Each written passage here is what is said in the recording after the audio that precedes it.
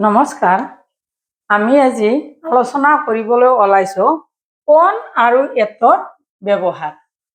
On আৰু at কেনেধৰণে ব্যৱহাৰ হয় সেই বিষয়ে আলোচনা কৰিবলৈ ওলাইছো। আমি সাধাৰণতে জানো অন আৰু এট দুটা প্ৰিপজিশন, কিন্তু দুটাৰে কিন্তু পাৰ্থক্য মানে যদি আমি ব্যৱহাৰ কৰোঁ তেতিয়াহ'লে কি হয়, মানে হয়তো অৰ্থৰে সলনি হয় বা অৰ্থৰ তাৰতাম্য ঘটে। আনহাতে আমি জানো অন ওপৰত থকা বুজাবলৈ অন ব্যৱহাৰ কৰা হয়। ওপৰত থকা বুজাবলৈ অন ব্যৱহাৰ কৰা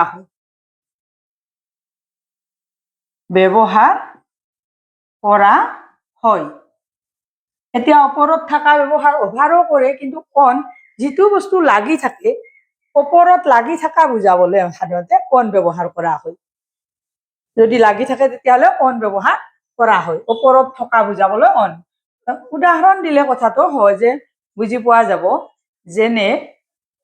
যেনে আমি ওপৰত আমি বুজিম, ধৰক যেনে দি book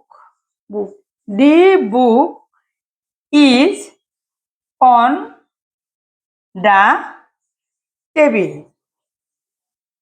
The book is on the table. কিতাপখন মানে টেবুলৰ ওপৰত আছে।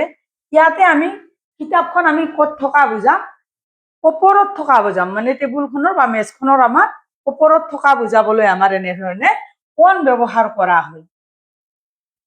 এতিয়া আমি এট ব্যৱহাৰৰ বিষয়ে ক'বলৈ ওলাইছো। আমি জানিলো অন ওপৰত বুজায়, কিন্তু কাষত থকা বা ওচৰত থকা বুজাবলৈ এট ব্যৱহাৰ কৰা হয়। কাষত বা ওচৰত থকা বুজাবলৈ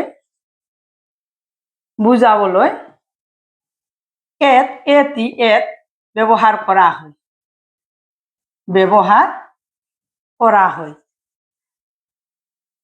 এইবাৰ আমাৰ কাষত বা ওচৰত বুজাব। এটা উদাহৰণ দিলে মানে কথাটো আমাৰ সহজ হৈ পৰে। গতিকে উদাহৰণ স্বৰূপে যেনে দি পিক্টৰিয়েল বা the pictorial chart is at the table. The pictorial chart is at the table. এইবাৰ আমি অন ব্যৱহাৰ কৰা নাই, এট ব্যৱহাৰ কৰিছো। গতিকে কি বুজাব? পিক্টৰিয়েল চাৰ্টখন আমাৰ টেবিলৰ ওচৰত আছে, মানে কাষত আছে। নট অন, ওপৰত নাই, টেবুলখনৰ ওপৰত নাই, মানে কাষত আছে। টেবুলৰ কাষত আছে, কাষত থকা বুজায়, ওপৰত থকা নুবুজায় এতে। মানে অনে বুজায় ওপৰত থকা, আৰু এতে কি বুজায়? ইয়াক ওচৰত থকা বুজায়। The pictorial chart is at the table, বা the photo is at the door, মানে ডোৰৰ কাষত, মানে দৰ্জাৰ কাষত আছে। এনেকুৱা ধৰণৰ বুজাবলৈ আমাৰ এট ব্যৱহাৰ কৰা হয়। গতিকে আজি আমি এট আৰু অনৰ ব্যৱহাৰৰ বিষয়ে শিকিলো। প্ৰতিভা এডুকেশ্যনেল মেটাৰ চেনেলটো ছাবস্ক্ৰাইব কৰিব প্লিজ। ভিডিঅ'টো লাইক কৰিব। যদি জানিব লগা আছে তেতিয়াহ'লে এটা কমেণ্টছ দিব, লগতে শ্বেয়াৰ কৰি দিবলৈ অনুৰোধ জনালো। আমি আজি আলোচনা কৰিলো অন আৰু এটৰ বিষয়ে। অন সাধাৰণতে ওপৰত থকা বুজায়, কোনো এটা বস্তুৰ ওপৰত লাগি থকা বুজায়, তেতিয়া আমাৰ অন ব্যৱহাৰ কৰা হয়। যদি ওচৰত বা কাষত থকা বুজায় তেতিয়াহ'লে এট ব্যৱহাৰ কৰা হয়।